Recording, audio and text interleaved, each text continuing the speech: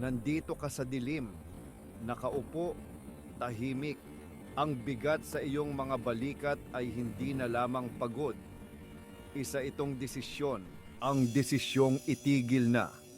Itigil ang walang katapusang pagtakbo sa gulong ng pagiging provider, ang pagiging kalasag, ang pagiging pundasyon. Hindi dahil sa ayaw mo na, kundi dahil hindi mo na kaya o marahil pinili mong hindi na kaya. Sa kabilang kwarto, naroon siya, ang iyong partner. Hindi niya pa alam. Ngunit ang enerhiya sa bahay ay nagbago na. Ang katahimikan ay hindi na payapa. Ito'y isang paghihintay, isang paghahanda para sa bagyo. Inaasahan mo ang pag-aalala. Siguro, kaunting pag-unawa. Ang mga salitang, okay lang, nandito ako, malalagpasan natin to. Ngunit hindi iyon ang darating. Hindi sa ganitong uri ng kwento dahil ang relasyon ninyo, tulad ng maraming iba pa, ay itinayo sa isang hindi nakikitang kontrata. Isang kasunduan na hindi kailanman pinirmahan, ngunit sinusunod ng may bakal na disiplina, ang kontrata ng provider at nurturer. Siya ang magbibigay ng lahat ng material na seguridad. Ikaw, ang lalaki, ang sasalo ng lahat ng bala. At siya naman, ang magbibigay ng suporta, ng pagmamahal, ng kapayapaan sa tahanan. Isang magandang palitan, hindi ba? Isang perpektong balanse, pero ito ang katotohanan. Ang balanse ay isang ilusyon. Isang napakagandang kasinungalingan na ating kinakapitang lahat. Dahil sa sandaling tinanggal mo ang iyong parte sa kasunduan, ang pagiging provider, hindi mo lang tinanggal ang pera. Tinanggal mo ang mismong pundasyon ng kanyang pagkakakilanlan sa relasyong ito. Hindi ito aksidente. Ito ay sikolohiya. Ang tinatawag na transactional bond. Ang pagmamahal ay may kondisyon. Ang paggalang ay may presyo. Ang unang yugto ay ang banayad na pagbabago. Ang paglamig. Ang mga ngiti niya ay hindi na umaabot sa kanyang mga mata. Ang mga yakap ay nagiging mekanikal. Ang mga halik ay obligasyon na lang. Ang init na dati mong naramdaman ay napalitan ng isang kakaibang lamig na parang humahaplos ka sa marmol. Pagkatapos, darating ang mga salita, hindi direkta. Ito ay lason na nakabalot sa pulot. Nakita mo ba si Marco, ang asawa ni Clara, na-promote daw? Isang tanong na hindi naman talaga tanong. Ito ay isang paghahambing, isang punyal. Siguro kailangan mo lang mag-effort pa. Mga salitang parang tulong. Pero ang totoo, ito ay isang hatol. Isang deklarasyon ng iyong kabiguan sa kanyang mga mata. Ang bawat salita ay isang maliit na pagtulak. Isang pagsubok kung hanggang saan ka babagsak. Hanggang saan masisira ang iyong pagkatao. Isipin mo si Leo, isang arkitekto, matagumpay. Ang mundo niya ay gawa sa bakal at salamin. Ang kanyang relasyon kay Isabel ay tila perpekto. Siya ang nagtayo ng kanilang mundo. Ang bahay, ang mga bakasyon, ang buhay na puno ng kaginhawaan. Si Leo ang provider. Ngunit ang ekonomiya, tulad ng tadhana, ay malupit.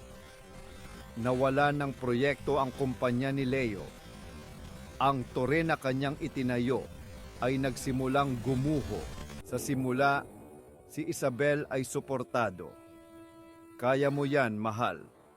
Ngunit ang mga salita ay mura. Ang mga kilos ang may halaga. Lumipas ang mga linggo, naging buwan. Ang pag-aalala sa mukha ni Isabel ay napalitan ng inip. Pagkatapos ng pagkasuklap, hindi na siya nagtatanong tungkol sa araw niya. Ang hapunan ay tahimik. Ang distansya sa pagitan nila sa kama ay lumawak. Isang malamig na karagatan. Isang gabi, sinabi ni Leo, "May interview ako bukas." Inaasahan niya ang kahit anong reaksyon. Ngiti, suporta. Tumingin lang si Isabel mula sa kanyang phone at sinabi, "Siguraduhin mong disente ang suot mo. Mukha ka ng losyang." At sa sandaling iyon, nakita ni Leo, hindi ang kanyang asawa, hindi ang kanyang partner. Nakita niya ang demonyo. Hindi isang demonyo na may sungay at apoy, kundi isang mas nakakatakot na uri. Ang demonyo ng kondisyonal na pagmamahal. Ang demonyo ng ano ang makukuha ko sa'yo. Ang demonyo ng transaksyon. Ito ang sandali ng paglilinaw. Ang masakit, nakakawasak, ngunit kinakailangang paggising sa katotohanan. Hindi ikaw ang minahal niya. Minahal niya ang iyong silbi, ang iyong function, ang seguridad na dala ng iyong pagod at sakripisyo. Para sa kanya, hindi ka tao. Isa kang investment.